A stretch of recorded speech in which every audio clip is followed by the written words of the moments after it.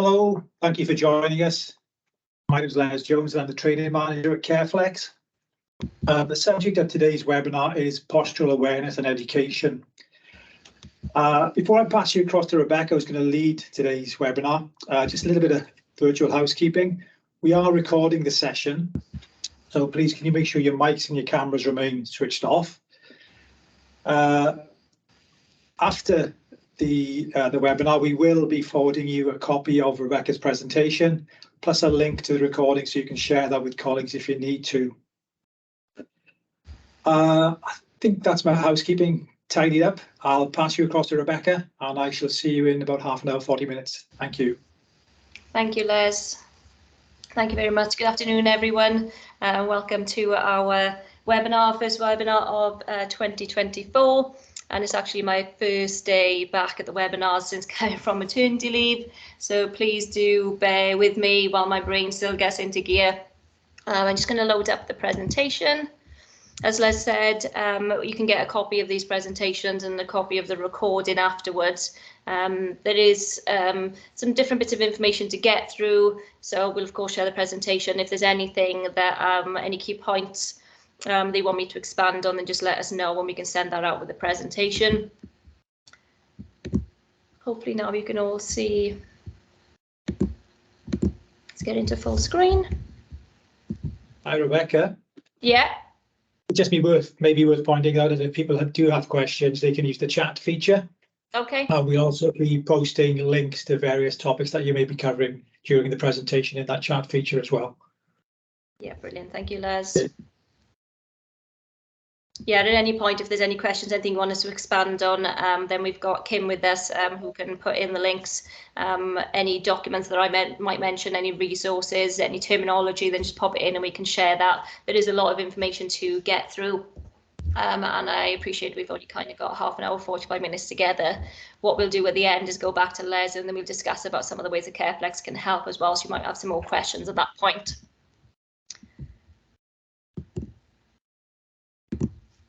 Okay, so what we're looking at today is postural awareness and education and how we can empower the individuals that we work with and the support network, ultimately to encourage compliance and achieve our clinical objectives.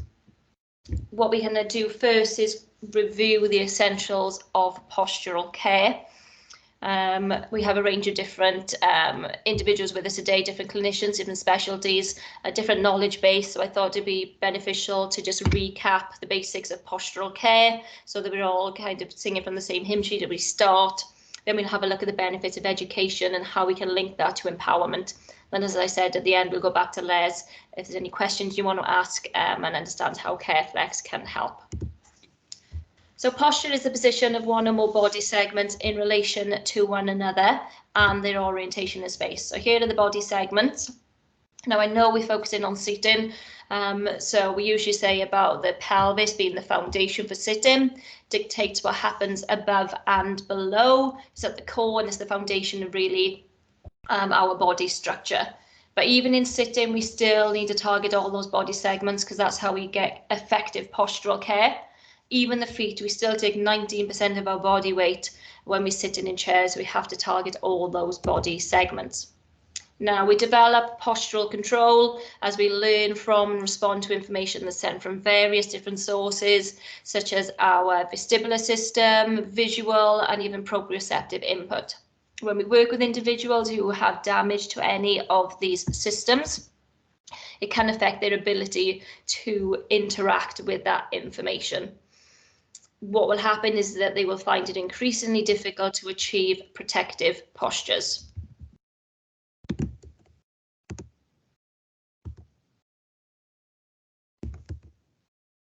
Oh, I think my screen is frozen. Bear with me a second.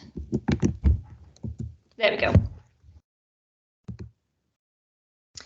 Now, postural care is essentially the holistic use of any technique to minimize postural abnormality and enhance functional movement. And that can be a range of different interventions that we use with individuals that we work with, from obviously the postural interventions, but even individualized programs, activities of daily living, basic eating and equipment, rebound therapy, hydrotherapy, all those interventions that help to reduce postural deterioration whilst considering their functional ability. It's an approach that aims to preserve, but also in some cases hopefully restore body shape for individuals with movement difficulties. Just to break that age-old myth really about body distortion and complex presentations being inevitable, they are not. Body distortion is not inevitable, and with the right equipment, given at the right time, with correct positioning techniques, we can help to protect body shape. Now, a key part of this is actually being proactive with our postural interventions. It's about identifying risk. So not waiting until an individual presents in front of us with really complex challenges, but actually identifying those who may be at risk and thinking outside of the box. Now, we break that down into 4 categories. We've obviously got those who lack the physical ability to change their position independently. So they lack that physical ability to manage it independently. But then we've also got those who maybe lack the cognitive awareness. So maybe they aren't aware that they are sitting in destructive postures. Thinking about somebody with dementia who's lost that ability to maybe know where they are in space, and they are unaware that maybe they're sitting in a lean-in posture for 6-8 hours in one go. Then we've got those who lack the communication skills. So they know they're uncomfortable, or they know that they're in destructive postures, but they're having difficulty relaying that information to someone. And then we've got those who lack the sensory feedback, thinking about individuals maybe with a spinal cord injury, and they're not getting that sensory feedback through the body to know that they're in destructive postures, to know they're uncomfortable, to know that there may be high interface pressure points. And when we apply this to maybe the type of client groups that we see, what we might see, because I know we've got a range of different specialties joining us today, but we could see neurological impairments, those with little or no active movement, altered body shapes, those of you who might work with cerebral palsy, within intellectual disabilities, might have movements that are difficult to control, involuntary movements, Huntington's disease with choreic movements, multiple sclerosis, and that can make it really difficult for them to maintain stable, comfortable postures within the chair. Sensory impairments, impaired proprioception. It's also worth mentioning as well when we talk about those with altered body shapes, movement that are difficult to control, little or no active movement, things like altered muscle tone and reflexes as well. So hypertonicity, when we think about spasticity and how that can challenge posture, especially when we're talking about range of movement and being able to move through full range of movement within the chair to adopt different postures. And then we've got issues with physiological function, individuals with dysphagia, so they've got swallow dysfunction, problems with respiration, digestion, maybe they have chronic constipation and difficulties that way. We've got increased risk of pressure injuries. And then we can't forget about aging and ill health as well, even within the general population. Maybe individuals as presenting with frailty or fragility that comes with old age, sadly, fatigue, problems with energy management, sit imbalance and general weakness as well. Another issue with ill health would be hospital admissions that can pose problems with postural care. Because what can happen is they can come confined to the bed for a period of time, and suddenly then we lose that ability to maintain sitting balance for long periods, and we need to build up that strength again. What this can look like when we talk about damage to the body systems and how then that distorts the body structure. What we're thinking about is a person's inability to change position, which can then lead to asymmetrical positioning. We've then got the influence of gravitational forces as well. Gravity is unrelenting. If I made you sit here in front of me for the next 10 hours in one position, you'd soon feel the effects of gravity pulling you down into that slumped, leaning posture, because it's really difficult to hold yourself up rigid and erect for long periods of time. So think about the individuals that we might work with who already have potentially low tone, generalized weakness, problems with their sitting balance, and how then that can exaggerate their asymmetries and result in unequal loading on the tissues. When we talk about postural challenges, I'm not going to go into in depth into common postural challenges that we might see, because that in itself could be a whole webinar. I don't want to go on a tangent, but we've got lots of information on our website. We've got lots of booklets around different body segments and some of the challenges you might come across, and the seating solutions that can help with that. But I just wanted to give you an idea of the core reasons why the body structure distorts, and some of those external, extrinsic factors that we might need to think about. Not only do we have damage to the body systems, they're actually the influence of the environment as well, and all those forces that are applying to that person. So why is postural care important? Now, research has shown that posture, but there's good robust evidence out there that shows that posture is directly related to a person's health, well-being and quality of life. If we don't consider postural care, there are going to be physical, psychological and emotional effects of body shape distortion, and what we can see is severe and life-threatening consequences. Now it's believed that around 50% of individuals with a learning disability die prematurely due to respiratory related conditions, which we know is directly impacted by positioning. I mean, some of these figures have altered over the last few years, especially with the pandemic and people being isolated. But when we talk about the risk to individuals, we shouldn't be relying on them getting isolated from the general public to reduce their risk of premature death.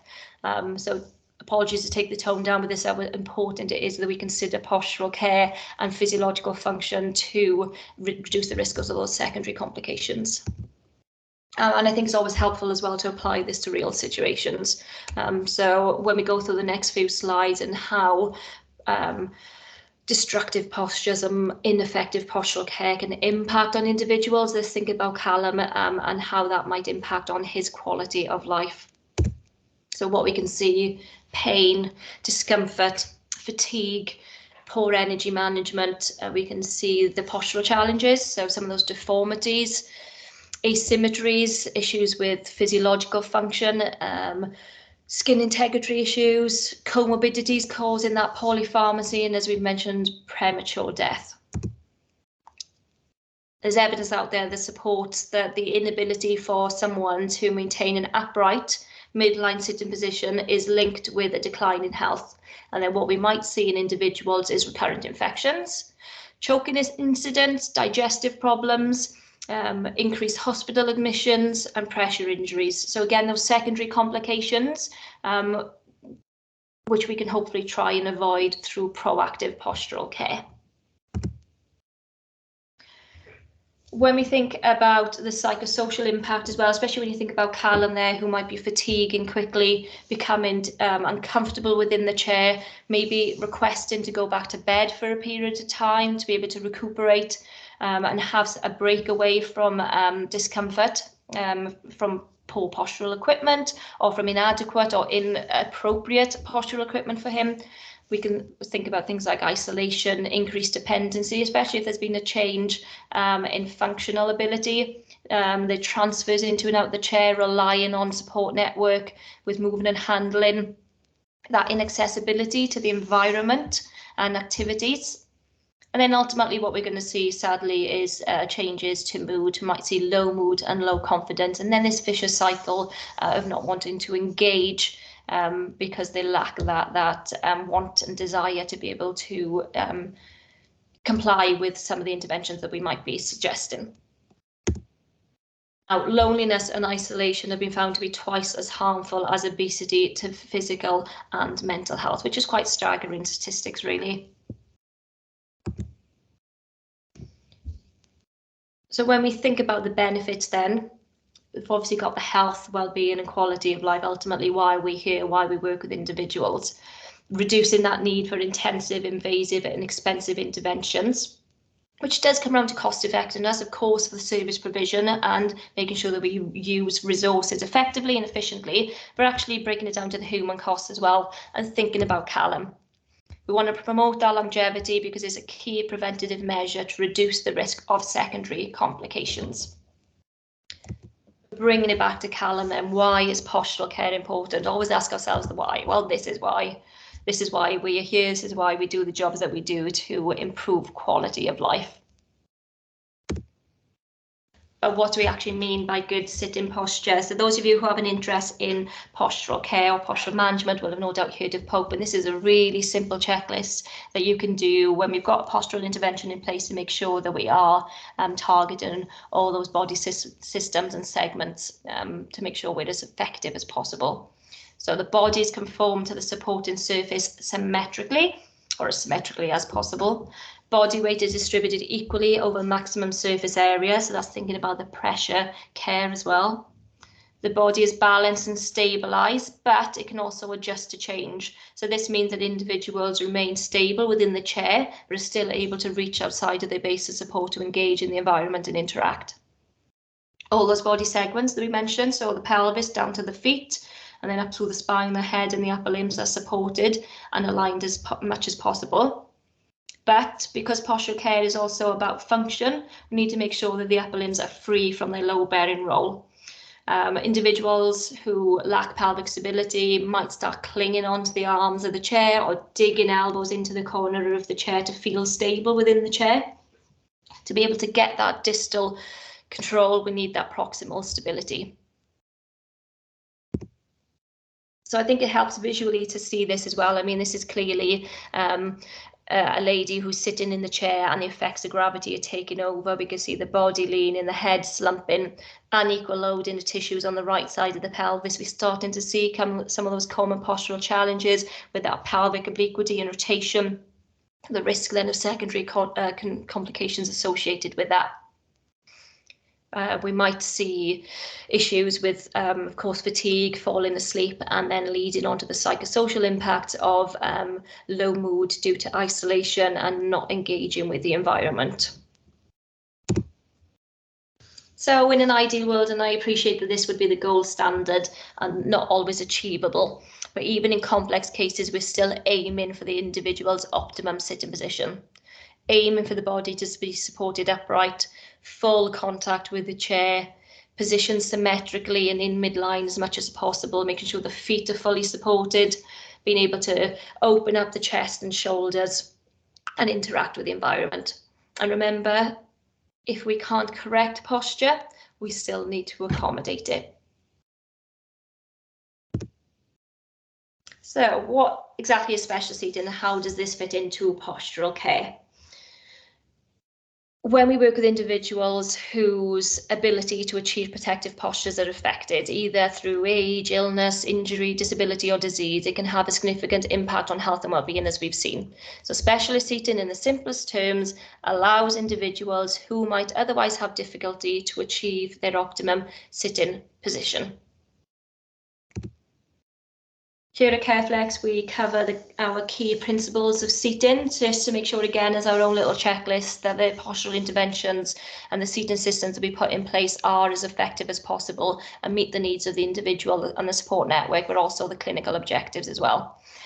So ideally what would happen is, as clinicians, you would get into contact with us as the seating supplier, and we would work collaboratively. So you would have the outcomes of a postural assessment, come to us with that problem list, and as the chair experts, we can then work together to come up with the solutions.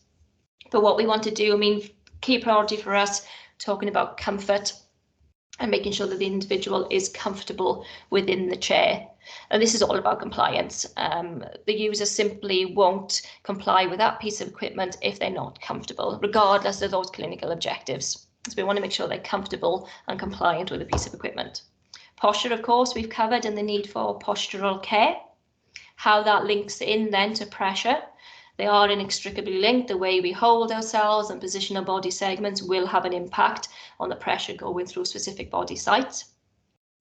One thing to be mindful of when we talk about pressure is it's fantastic having an effective setup with the seating system, but we need that repositioning as well and how the chair works into that management plan. And I'll cover that in a bit shortly when we look at 24-hour posture care. We've got function. So this isn't only about encouraging functional ability, so thinking about activities of daily living. We've got lots of OTs joining us. I'm sure you could shed some light on this a bit better than me. But from a physio point of view, it's also important to protect the body systems. So by encouraging function, we're encouraging movement and blood flow to the areas. We're encouraging joints to go through their range of movement, reducing the risk of potential injury and contractures, shortening of tissues and so on. So that function is really key within the chair, and the chair has to enable that. We've got safety, not only physiological function, which we've spoken about, the health and safety aspect, but also safety within the chair, thinking about transfers, how it integrates with other pieces of equipment and how it integrates with the environment to make sure that the individual is safe within the chair. And then we've got all well-being, of course, thinking about the communication and engagement. So those are our key principles of seating. And again, if you want more information on this, we've got lots of resources out there that expands on some of these and shows how specialist seating can meet those needs. Now, I know we're focusing on specialist seating today and optimum sitting postures, but the chair is only as good as the other 24 hours in the day. So how that fits into a 24-hour program, we need to address all those body segments and positions that an individual adopts throughout the day and night. It's believed that many asymmetries in body posture originate in lying and are then compounded in sitting. So, for example, if you're working with a lady who maybe has dementia and at night time adopts this typical fetal position at night, so gravity brings the knees, rolls over, and they're in this flex position for potentially 10 hours a night. How are we then expecting them to be able to extend out into an optimum sitting posture during the day? It's looking about how all those postures work together, how we get a regular change of position to meet the needs as best as possible and be as effective as possible. Within this 24-hour program, we're obviously looking at provision of seating, specialist seating, standard seating, wheelchairs, alternative seating, whatever those sitting postures might be supported by. As I've mentioned, positioning equipment that supports in lying, the movement and handling techniques to make sure transfers into and out of equipment are safe and effective. But then a key part of this, and which is why we're doing this webinar today, is focusing on advice and training, which ultimately comes under that umbrella of education. Effective postural care, how do we apply then this to clinical practice? Those of you who have attended our webinars before will have no doubt heard us, Les and I, talk about the need for this holistic approach. One of our favourite words being holistic, and this is all about prioritising the individual. We'll cover that shortly. It's just about thinking outside of the diagnosis. Of course, knowing an individual's diagnosis helps us, especially if we know how a condition progresses or how it regresses and how that might impact on changing needs. But ultimately, it's about the individual. As we know, we could have two individuals who have been diagnosed with a stroke and they are going to present very, very differently. So prioritising the individual. Then we've got the support network considerations, assessing learning needs and objectives that might come with that to make sure that we have an effective handover over the care plan. But then there has to be a robust review process that involves resources for ongoing support. Let's look at that in a bit more detail. Patient-centred care, client-centred care, the new term now seems to be personalised care, which is essentially based on what matters to people and their individual strengths and needs. So it's important for us to understand that. We need to ensure that their preferences are at the centre, empathising where possible with their challenges and putting ourselves in their shoes and taking the time to listen to their concerns. If we involve them in decision-making processes as equal partners, what we can see is improvement with the rapport and trust, which ultimately will hopefully help that compliance.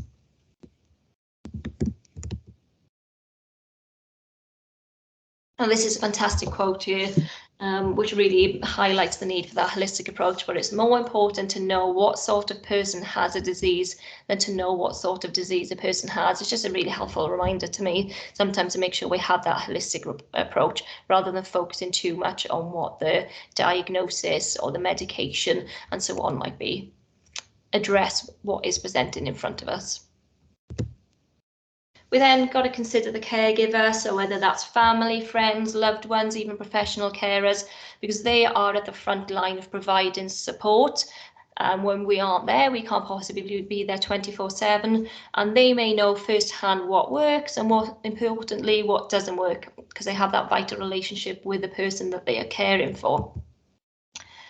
We need to understand the learning needs and objectives. So are there any gaps in awareness or knowledge and skills? Is there a need for theoretical or practical training as part of that handover?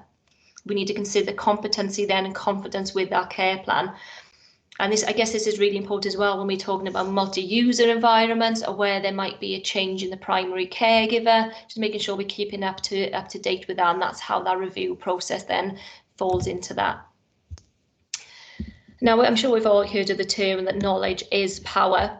And in the context of self-management, this phrase holds some truth, but I think what we should actually be thinking about is that the confidence to act on that knowledge is the power. Education enhances self-efficacy by providing individuals with the confidence and the knowledge needed to manage their care effectively, and this includes the support network as well. When they understand the factors that influence health and well-being, they are more likely to become active participants. So if we have empowerment through education, what we hopefully see is this positive cycle. So, for example, as individuals acquire that knowledge, maybe about posture and its impact that we relay to them, they can then be motivated to take action.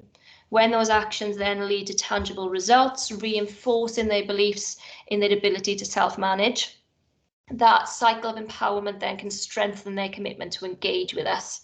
So remember, we can see improvements in compliance and outcomes when we educate and empower those individuals, when we really see that confidence, allowing them to use their knowledge. I mentioned about continuous evaluation again, this cycle, thinking about this cycle and moving through the processes of introducing interventions, but always having some robust process in place to monitor that progress, to listen to feedback and adjust to needs. I'm not saying that you have to get in contact with everyone every week, but even if that's a case of on the care plan, making it very clear how somebody refers back to you, some of the risk factors to look out for, some of the challenges that might present and what would warrant the need for review, just making it very clear how that process comes back to you or back to the service. As well, what I found very helpful with care plans, especially with multi-user environments, is having caregivers, especially primary caregivers at the time, to sign in terms of understanding with the care plan, making sure that they're happy with what's been told, and obviously we would sign ourselves and designate ourselves as that clinician. And making sure that they're aware that should the primary caregiver change, if they can kind of let the service know, just to make sure we've still got that cycle of continuous evaluation happening.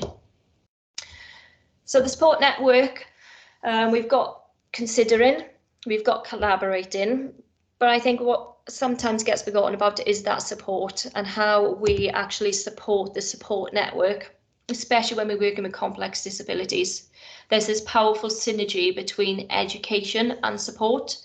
While the education that we give equips those caregivers and the family or professional carers with the knowledge and skills, it's actually the emotional and practical support that complements their efforts can create that nurturing environment so that we ultimately have compliance, making them confident to follow our care plan, essentially, which will benefit them, but also those receiving their care.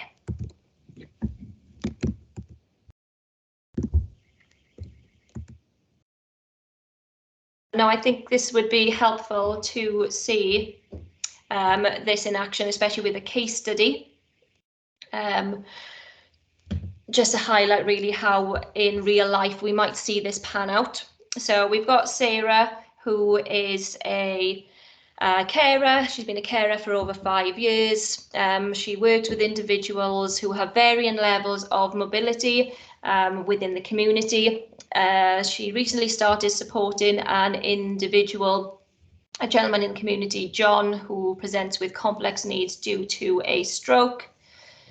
She noticed that despite her best efforts, John often experienced pain and fatigue whilst sat in his armchair. Now, he struggled with maintaining a comfortable and supportive position, often resulting in him requesting to go back to bed to rest during the day. John was becoming isolated and low in mood, and this was reported by his family too. Sarah recognised the need for a solution to manage John's posture across that full 24 hours.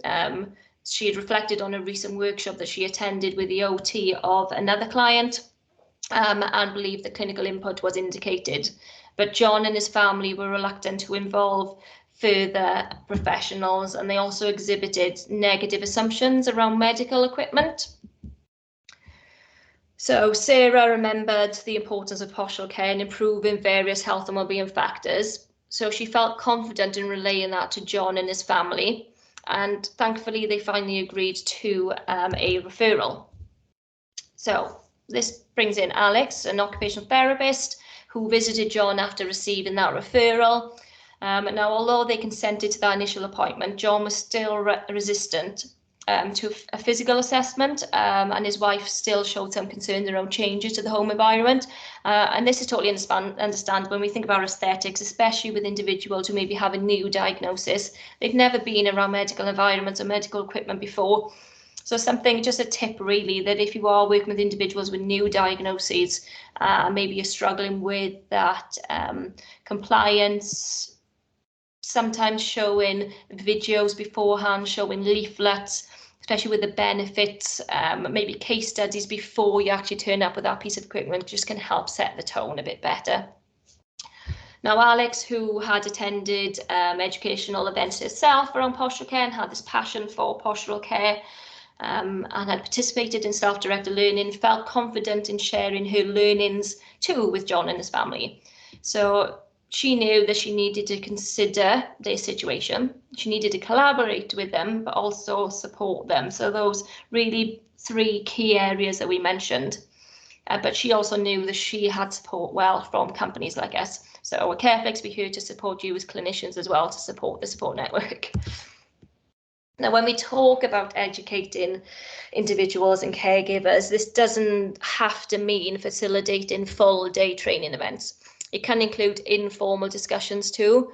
Now, the first few slides, about 10 minutes that we covered together at the start of this webinar, can often be enough just to highlight key points, providing the benefits and the risks clearly and concisely, which will enable individuals and the support network to make informed decisions and ultimately accept our support. Often what I found as well, that independent recommendations from evidence-based practice can also help individuals and caregivers understand the importance alongside our clinical advice, because it's more of an unbiased view or a neutral ground to work from. It's not just our opinion being pushed onto them. Now, Alex knew that sharing current stroke guidance could help John and his wife fully understand the benefits and the risks, hopefully empowering them to engage. So this is just some examples really of some of the guidance that's out there. If you come from learning disabilities, again, there's lots of good resources out there. Nice guidelines for pressure injuries, spasticity management, those of you who work within children and young adult services, whole host of different evidence-based practice guidelines, white papers and so on you can use. If you need support with any of that, then just get in touch with us, and hopefully we can point you in the right direction. Making easy read, accessible information as well is really key, whether you have speech and language colleagues that you can ask for support on that. We are also more than happy if you needed to do informal training sessions, if you wanted a few slides with no jargon and simplified versions for family members. We've got a relatives brochure specifically for care homes as well. Please just reach out to us and let us know. So in terms of stroke, just to highlight really some examples, but that Alex was relaying to John and his wife. So Stroke care requires appropriate environments that includes easy access to aids for rehabilitation, which include postural support. So again, trying to get that message across about the need for postural interventions, making it clear that sitting out is essential to build up the tolerance, to provide maximum stimulation, to give them a sense of normality, and ultimately promote optimal rehabilitation. Alex compassionately made it clear that failure to provide appropriate equipment can delay stroke recovery and limit the final level of independence as well, which is really important, I guess, to John and his wife, and hopefully sensitively relaying that information to them.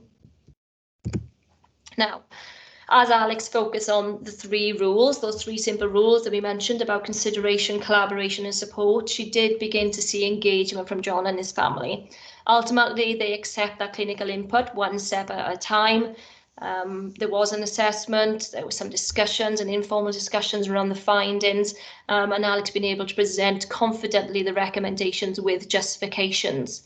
And gradually, as John was feeling the benefits of those postural interventions, seeing a reduction in pain, increased energy levels, the ability to sit out comfortably, his mood improving, and then obviously his family as well, seeing those benefits and being able to socialise more with loved ones and engage in activities that are important to him. I think what's really important here as well is not forgetting about Sarah and her role as a support network and a caregiver, the professional carer, and how significant her role was in starting this positive cycle, and with Sarah seeing those successes, remaining motivated to try and replicate that with other individuals as well, and improving her confidence in this area. I just wanted to finish on the last slide before we start chatting to Les then about how CareFlex can help.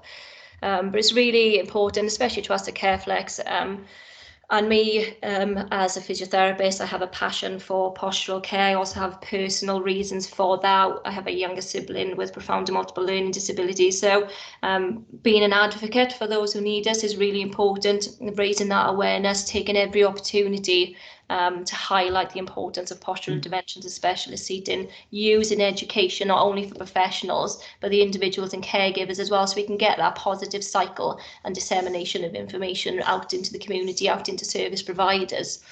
And there's some astonishing figures that I just wanted to finish on as well, just to really highlight the importance, especially when we're thinking about complex disability. And those of you who might be working with individuals at risk, if you've heard of, there's a learning disability report that looks into mortality rates and so on. And I mean, the most recent one from 2022-2023 found that despite there are some improvements, 42% of all the reported deaths of people with a learning disability were avoidable. That means that they were caused by conditions that can be mainly avoided through effective prevention or treatment. And we've got a role to play within this. So I just wanted to really highlight that. Then the CareFlex educational resources again, but we'll chat about that now with Les. Let me just get my screen back up so you can see me and see Les again. There we go. Okay. Thank you, Rebecca. That's okay, it's a lot of information, sorry, trying to get my brain back in gear. Yeah, so I'm just going to have a quick little chat on some of the formats and platforms we have for the provision of training here at CareFlex. I guess it starts really with delivery and setup of a chair. It's key, I could often say, and Rebecca will smile when I say this, the devil's in the detail when it comes to the setup of a chair. So empowering the carer to really take on board the knowledge of how a chair works and what the clinical features of that chair will mean for a client can be quite important. You know, the difference between tilted space, back angle, recline, it's key that the carer understands that. Plus the person in the chair understands how that those functions affect their well-being. There's a couple of key events that we have this year which we'd like to make you aware of. First of all, we've a series of road shows, various parts of the country, starting at 2 in London, one in Essex, Bristol, Sheffield, Nottingham, Birmingham, and one other that I can't remember. But if you take a look on our website, or Kim is just about to post a link to the roadshow events. Plus, we're also attending the OTAC exhibitions this year, again dotted across the country. And Kim will post the link to the OTAC events as well. We could always go old school and we could come and visit you if you'd like to arrange for us to come and do a chair demonstration and discuss the basic principles of postural care for your clients and your team and your colleagues. Just let us know and we can arrange something for you. There's a range of PDF documents and paper documents, assessment guides, prescription guides, clinical evaluations, all the type of things that are really handy for you if you're going to be needing to justify the provision of equipment. Yeah, we've got stuff as well, just to touch on that, in terms of clinical justifications, and obviously a lot of the documents that we develop are designed for clinicians, but we've got lots of documents as well that are with less jargon, simplified, easy read, like the relatives brochure isn't a LESA specific, as I mentioned, for care homes.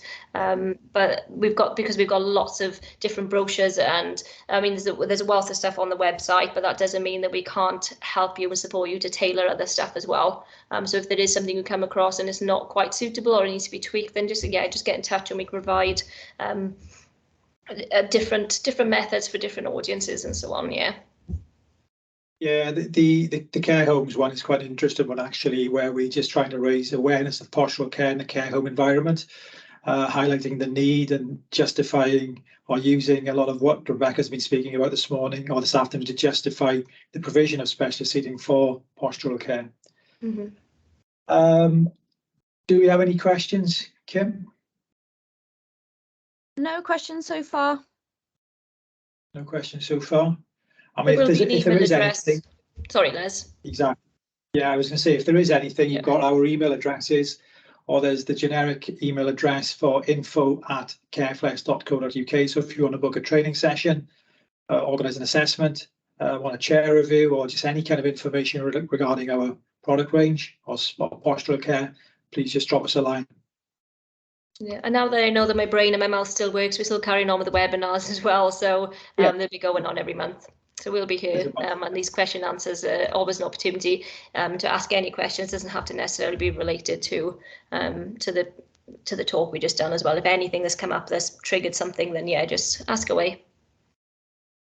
Okay, well, if there are no further questions, we'll draw the presentation to an end, and hope to see you either at one of our roadshow events or at the OTAC, put my teeth back in, or at the OTAC events. Thank you, and see you all soon. Thank you. Bye-bye. Thank you very much. Bye-bye. Bye.